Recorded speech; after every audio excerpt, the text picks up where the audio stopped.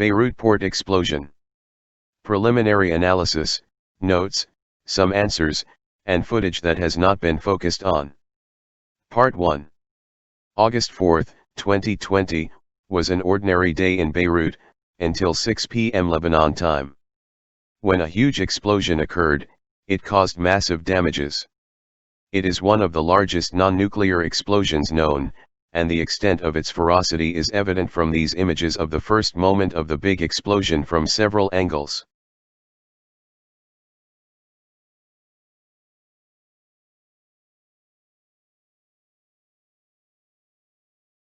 The devastation left behind concealed many facts. However, some of its mysteries can be deciphered from the analysis of the clips that have been circulated. There are a number of points that should be noted and studied from here and their channel. The first point is, where did the fire start? We will divide the warehouse into 7 areas and will number the doors counterclockwise, as in the picture. It is likely that the beginning of the fire was in the northwest corner in the 7th area near gate number 6. Note these pictures of the start of the fire.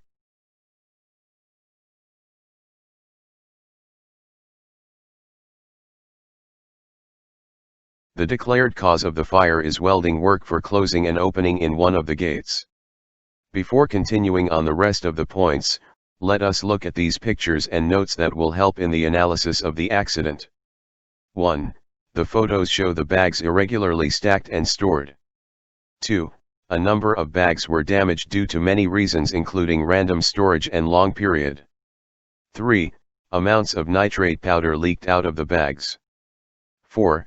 Although the bags are all of the same size, with a capacity of 1,000 kilograms, the pictures show few of them do not contain that same quantity.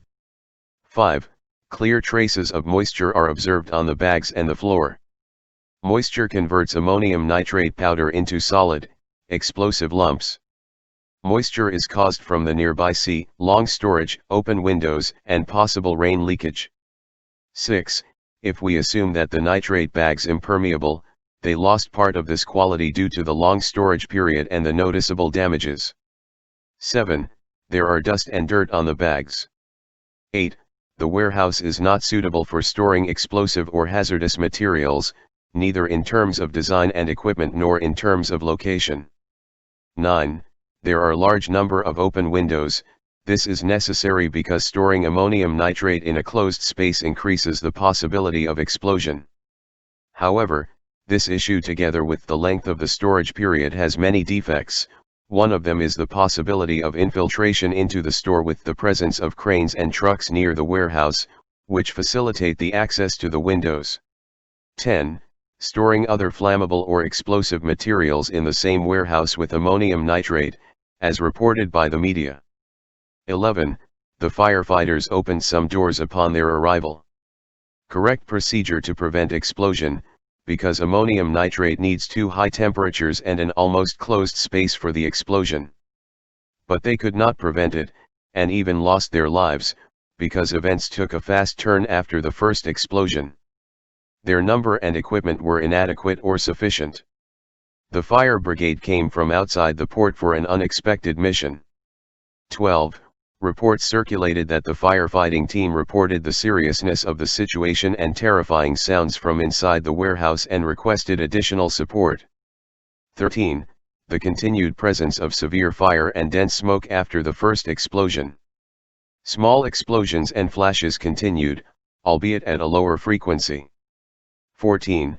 It is believed that there is a room inside the warehouse at gate number 4 according to our numbering, and it is similar to what appears in the remains of warehouse number 19. 15.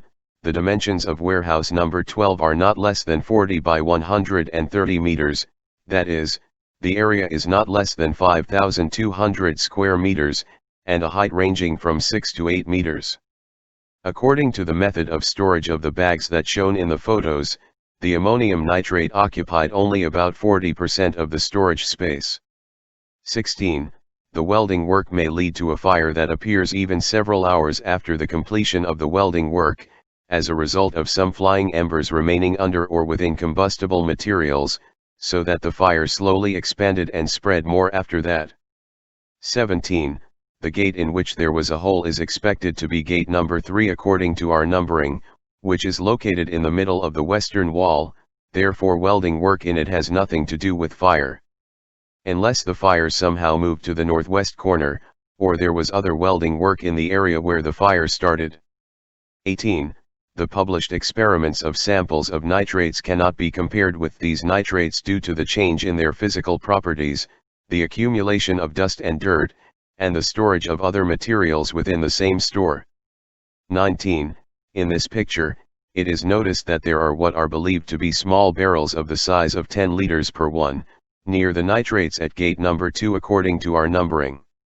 It may contain materials stored, or left over from previous maintenance work.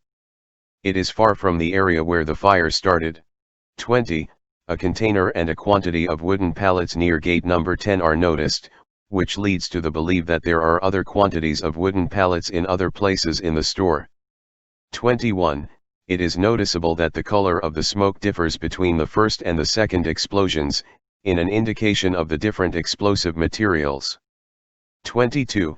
Hangar number 11, which is adjacent to hangar number 12 from the north side, although it was completely damaged, but the damages are relatively less in it than in further stores.